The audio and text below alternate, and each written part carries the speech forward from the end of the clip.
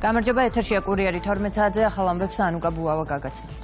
2008 წლის აგვისტოს ომი ბიზნეს რეკეტი პატიმრების წამება და არა ადამიანური მოპყრობა. საგამოძიებო კომისია მუშაობას მომავალი კვირიდან განაგრძობს. პარლამენტში შექმნილი დროებითი ჯგუფი 2012 წლებში ყოფილი ხელისუფლების მაღალჩინოსნების დანაშაულებრივ ქმედებებს სწავლობს. ვინ გასცემდა ბრძანებებს და როგორ მუშაობდა სისტემა ნაციონალური მოძრაობის ხელისუფლების პერიოდში. ამ შეკითხვებზე პასუხის მიღებას კანონმდებლები მომდევნო დღეებშიც ეცდებიან. დაიკითხება არაერთი მოწმე საგამოძიებო კომისიას უნდობლობას უცხადებს ოპოზიცია ქართული ოცნება კი ამბობს, რომ წინა ხელისუფლების დანაშაულებს სამართლებრივი და პოლიტიკური შეფასება უნდა მიეცეს. საქართველოს პარლამენტში, რომელიც თავის მხრივ არის ქმედუნარო, რადგანაც არღვევს საქართველოს კონსტიტუციას, საქართველოს პარლამენტის რეგლამენტს და ასე არის შექმნილი საპარლამენტო საგამოძიებო კომისია, ამიტომაც არ ვცნობთ ამ კომისიის საქმიანობას. ის პროცესი, რაც მიმდინარეობს ამჟამად საპარლამენტო საგამოძიებო კომისიაში, ეს არის ცილისმწამებლური კამპანია. ეს იყო ჩვენი ერთ-ერთი ყველაზე მთავარი წინასაარჩევნო დაპირება, რომელსაც რა თქმა უნდა პირნათლად შევასრულებთ და ყველაზე მთავარი და უკვე ჩანს თუ არ ვცდები მეცხრე თუ მე-10 თომა გაიმართა თუ რეალურად რამდენი ფაქტი აღიდგინა ქართულმა საზოგადოებამ, რამდენი ფაქტი ახალი ფაქტი გამოაშკარავდა და გამომჟღავნდა 2012 წლამდე აწამებდა, კლავდა, არეკეტებდა და ანადგურებდა ქვეყანას. აი ეს არიან და აი ამათ სახეს და აი ამათ ილუსტრაცია მიმდინარეობს კიდევ ერთხელ აი ამ უმნიშვნელოვანესი პროცესს. ამერიკული USAID-ის შემდეგ ბრიტანეთის მთავრობის გრანტი გაერთიანებული სამეფოს მიერ ქართული არასამთავრობო ორგანიზაციებისთვის 100,000 გირვანქა სტერლინგის გამოყოფის გადაწყვეტილებას მიესალმება ოპოზიცია. ხელისუფლების ოპონენტები ამტკიცებენ, რომ პროგრამის მიზანი დემოკრატიული პროცესების ხელშეწყობაა.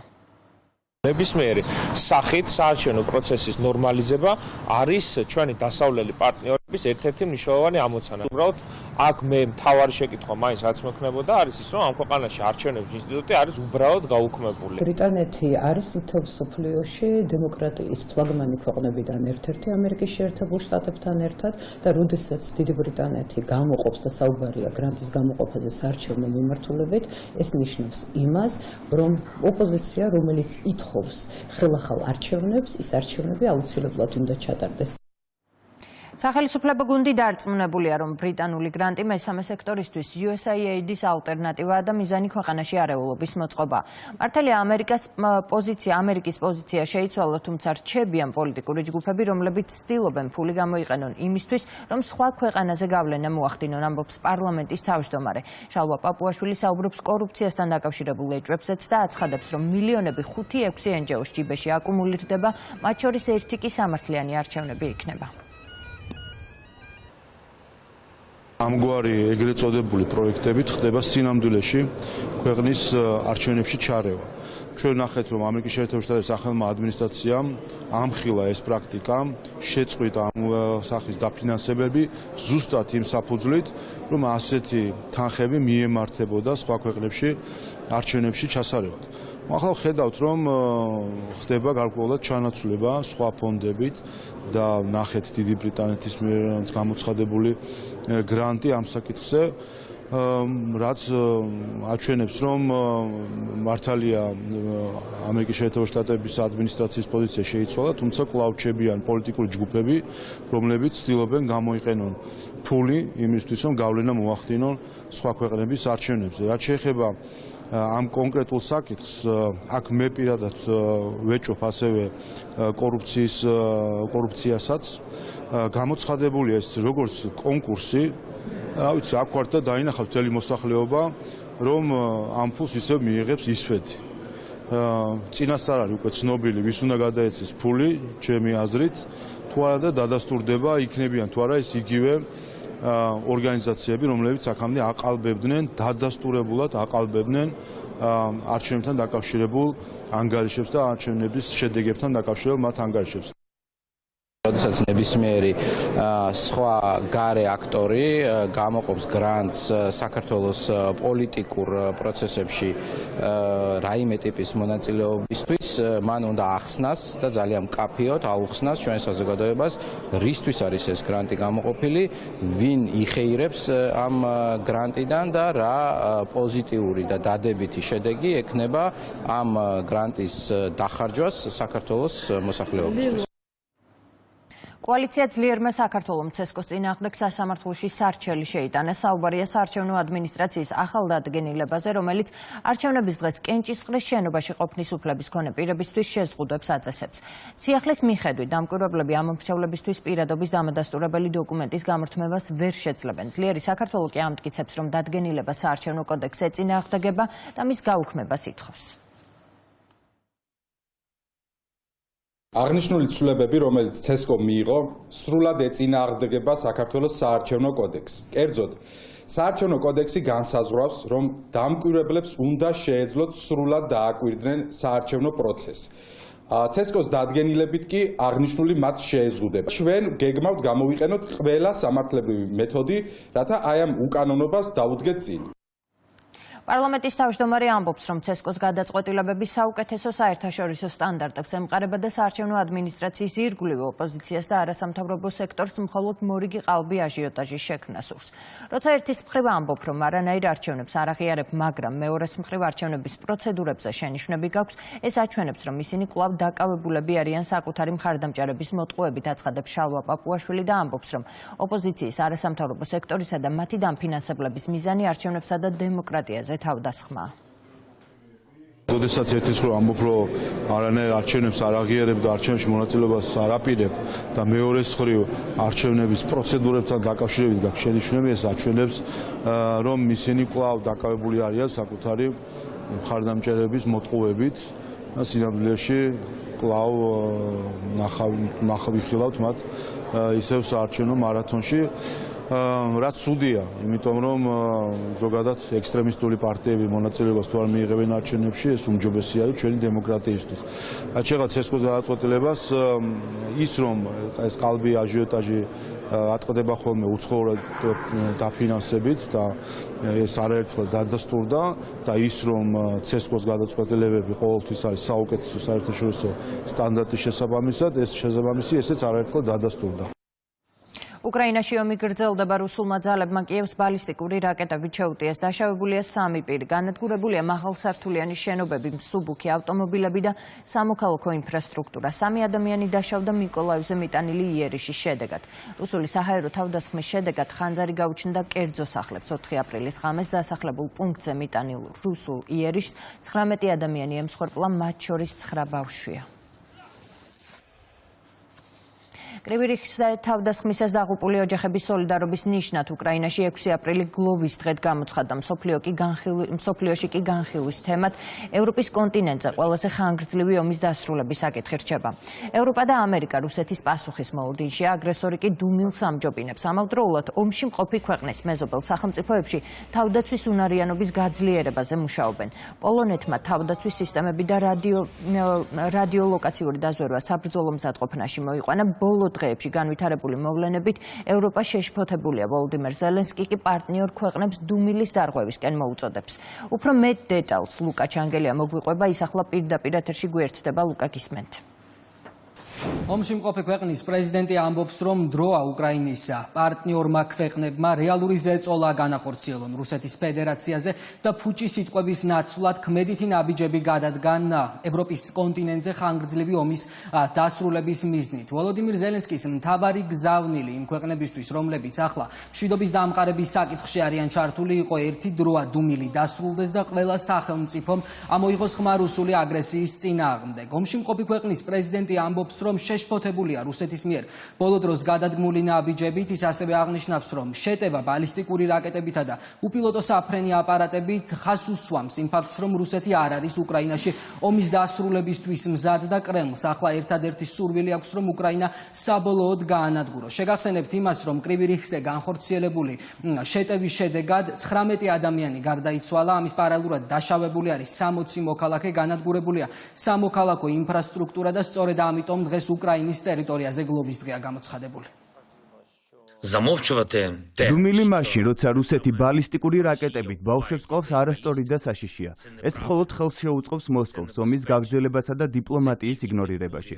სისუსტეს არასოდეს დაუსრულებია ომი. ამიტომ მადლობელი ვარ ყველა იმ ქვეყნის, რომლის წარმომადგენლებმაც თავიანთი აზრი გამოთქვეს. რუსული ბალისტიკური რაკეტა სამიზნეში იღებს ჩვეულებრივი ქალაქის ქუჩებს, ურტყამს საცხოვრებელ კორპუსებს და შემდეგ დაბომბვას უპილოტო საფრენი აპარატებით აგრძელებს. კიდევ რამდენიმე ადამიანი დაიღუპა, მეტი დაიჭრა. რუსეთმა უნდა აგოს პასუხი იმ ყველაფერზე, რაც გააკეთა. ამ ომის დასასრულება დაუცილებელია მათზე ზეწოლა, რეალური ზეწოლა, სარიელ საუბარზე დროის კარგვის გარეშე. უკრაინის მეზობელი ქვეყნები ახლა თავდაცვის უნარიანობის გაძლიერებაზე მუშაობენ. ბოლო დროს რუსეთის მიერ გადადგმული ნაბიჯების გამო პოლონეთმა მიიღო გადაწყვეტილება საბრძოლო მზადყოფნაში მოიყვანა თავდაცვის სისტემები და რადიოლოკაციური დაზვერვა. ამის პარალელურად უკვე რუსეთის მეზობელი ქვეყნები საუბრობენ იმაზეც, რომ დროა კრემლმა ქმედითი ნაბიჯები გადადგას და დაანახოს მსოფლიოს, რომ მას რეალურად სურს მშვიდობა. მაგალითად, ფინეთის პრემიერ-მინისტრი ამბობს, რომ აუცილებელია რუსეთმა ხანგრძლივი მშვიდობის დამყარების მიზნით მოლაპარაკებები დაიწყოს სხვადასხვა ქვეყნებთან. მას ასევე აქვს იმის მოლოდინიც, რომ ევროპა აუცილებლად დაჯდება მოლაპარაკების მაგიდასთან, თუმცა მანამდე ითხოვს იმას, რომ აბსოლუტურად ყველა ქვეყანა მკაფიო პოზიცია დააფიქსიროს უკრაინაში განვითარებულ მოვლენებთან დაკავშირებით. აშკარაა, რომ ამერიკის შეერთებული შტატები აწარმოებს მოლაპარაკებებს რუსეთთან და რაღაც მომენტში ევროპაც დაიწყებს დიალოგს, თუმცა მთავარი ის კი არ არის როდის და ვინ ილაპარაკებს, არამედ რის მიღწევას ვცდილობთ ასეთი საუბრით. გუშინდელი ინფორმაცია სამოქალაქო ინფრასტრუქტურის ბალისტიკური რაკეტების დაბომბვის შესახებ მიუთითებს იმაზე, რომ დიალოგი რუსეთთან უნდა გადაიდოს. მათთან ჩვენ კეთილმეზობლური ურთიერთობის იმედი გვაქვს, მაგრამ ეს დრო ჯერ არ დამდგარა. ყველაფერი იმაზეა დამოკიდებული, როდის დაიწყებს რუსეთის საერთაშორისო სახელშეკრულებო სისტემაში დაბრუნების სურვილის დემონსტრირებას. ახლა მთელი მსოფლიო მოლოდინში არის თუ როდის გადადგამს რუსეთი ქმედით ნაბიჯებს უკრაინაში ომის დასასრულებლად. მთავარი პასუხი კი ამ კითხვაზე, რა თქმა უნდა, ოფიციალურმა კრემლმა უნდა გასცეს. მადლობა, ლუკა ჩანგელია საუბრობდა პირდაპირ ეთერში. დონალდ ტრამპის მიერ დაწესებული ტარიფები მსოფლიოში ისევ განხილვის თემაა. ჩინეთის საგარეო საქმეთა სამინისტროს პრეს-სპიკერმა სოციალურ ქსელში საბაზრო ინდექსების კვლევის ამსახველი ფოტო გაავრცელა და დაწერა, რომ ამერიკამ შეწყვიტოს არასწორი ქმედებები და სავაჭრო პარტნიორებთან უთანასწორობა თანასწორი კონსულტაციების გზით მოაგვაროს. წერს პრეს-სპიკერი. ევროკავშირის წევრ ქვეყნებში კი ტრამპის მიმართ გამაფრთხილებელი გზავნილები ისმის. იტალიის ეკონომიკის მინისტრის თქმით, ქვეყანა შტატებთან ურთიერთობების დეესკალაციას ცდილობს. თურქეთში კი ამბობენ, რომ შეერთებული შტატების პრეზიდენტის მიერ დაწესებული ტარიფებით მათ სარგებლის მიღება შეუძლიათ. ვიცე-პრეზიდენტ ჯევდეთ ილმაზის განცხადებით, თურქეთი ყურადღებით უნდა დააკვირდეს, თუ რა საპასუხო ზომებს მიიღებენ სხვა ქვეყნები. თურქეთთან მიმართებაში 10%-იანი ტარიფები გამოცხადდა. ჯერჯერობით ეს ჩვენთვის სასარგებლოა. ტარიფების ზრდა იქამდე მიდის, რომ ქვეყნები, რომლებიც ამერიკის ბაზარზე ყიდიან პროდუქტს, აგრესიულად გადადიან სხვა ბაზრებზე და ჩვენ ამას უნდა მივაქციოთ ყურადღება. მეორე მხრივ, საქონელზე ფასებმა დაიკლო, ამიტომ ამ თვალსაზრისით დადებით ეფექტზე შეიძლება ვისაუბროთ. ამერიკაში ანტისამთავრობო აქციები გაიმართა. მთელი ქვეყნის მასშტაბით ათასობით დემონსტრანტი შეიკრიბა. აქციის მონაწილეები პრეზიდენტის მიერ გამოცემულ აღმასრულებელ ბრძანებებს აპროტესტებენ. აქციები დონალდ ტრამპის და ილონ მასკის წინააღმდეგ არა მარტო შტატებში, არამედ კანადაში, მექსიკასა და ევროპის ქვეყნებშიც ტარდება. საქართველოში მიწისძვრა მოხდა. სეისმოლოგების ინფორმაციით 3.6 მაგნიტუდის სიმძლავრის მიწისძვრა დილის 6 საათსა და 3 წუთზე თბილისთან 4 კილომეტრში თეთრი წყაროში მოხდა.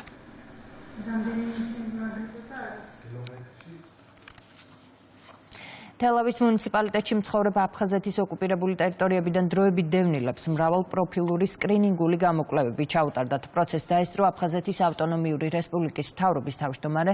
სამედიცინო აქცია თელავში აფხაზეთის მთავრობის მხარდაჭერით აფხაზეთის ჯანდაცვის სამინისტრომ განახორციელა.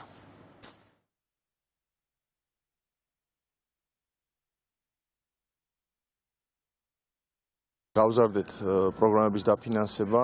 დღევანდელი დღეც ამის ნათელი მაგალითია. ჩვენ ვიმყოფებით კახეთში, სადაც გავაცანით ჩვენს დროებით დევნილ მოსახლეობას ჩვენი პროგრამების შესახებ და ვცდილობთ, რომ მაქსიმალურად დაუდგეთ მათ გვერდით. ასევე მინდა ვისარგებლო შემთხვევით და ჩვენს ადგილობრივ ხელისუფლებას მადლობა მინდა გადაუხადო გვერდში დგომისთვის და ყისიერი რეაგირებისთვის. Აფხაზეთის მთავრობის წარმომადგენლებთან ერთად კოორდინირებულ რეჟიმში მუშაობთ, რათა ადგილზე გავიცნოთ იძულებით გადაადგილებული მოსახლეობის გამოწვევებს და საჭიროებებს. აფხაზეთის მთავრობის მხრიდან სისტემატიურ რეჟიმში ტარდება იძულებით გადაადგილებული პირების სამედიცინო დიაგნოსტიკა და დახმარება, რაც ძალიან მნიშვნელოვანია. ძალიან კმაყოფილი ვარ, იქიდან გამომდინარე ვარ მრავალჩვენიანი დედა, ბავშვებსაც როგორც გამოკვლევები უტარდებათ, ასევე მედიკამენტები გადაეცემათ უფასოდ და მადლობა ამისთვის აფხაზეთის მთავრობას. პროექტის ერთი დღე ჯარში ფარგლებში სკოლის მოსწავლეებს მე-6 საარტილერიო ბრიგადამ უმასპინძლა ქუთაისის ონის, ცაგერის, ლენტეხისა და ამბროლაურის საჯარო სკოლების მაღალი კლასების მოსწავლეებმა ქვედანაყოფის ინფრასტრუქტურა, სამხედროების საცხოვრებელი პირობები და ჯარისკაცის ეკიპირება დაათვალიერეს. სტუმრებს ბაზის ტერიტორიაზე გამოფენილი სამხედრო შეიარაღება გააცნეს, პროექტის მიზანი კი ჯარის პოპულარიზაცია.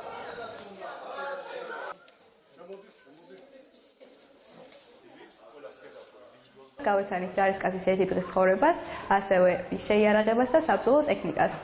მოხარული ვართ დღევანდელი დღით და ასევე ვფიქრობთ მომავალში შევუერთდეთ ამ დიდ ოჯახს. მოსწავლეებს საშუალება მიეცათ დაეთვალიერებინათ ბრიგადის ინფრასტრუქტურა, გასცნობოდნენ ჯარისკაცის სახელმწიფო პირობებს, ასევე ისადილეს ბრიგადის სასადილოში სამხედრო მოსამსახურეებთან ერთად და დაათვალიერებს გამოფენაზე გამოყვანილი შეიარაღება და ტექნიკა. მათთვის სიმულაციების პრაქტიკაში ჩატარდა საჩვენებელი სწავლება. ჯერა რომ ეს პროექტი აქტიურ წვლილს შეიტანს ჯარის პოპულარიზაციის საქმეში.